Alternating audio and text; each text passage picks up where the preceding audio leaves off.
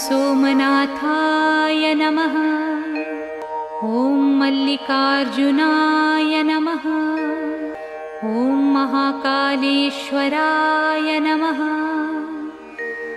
ॐ ओंकारेश्वराय नमः। ॐ वैद्यनाथाय नमः। ॐ भीमशंकराय नमः। ॐ रामेश्वराय नमः। ॐ नागेश्वराय नमः।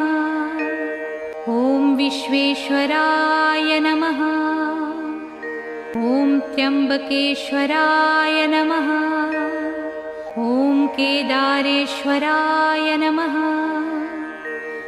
ॐ भुस्मेश्वराय नमः।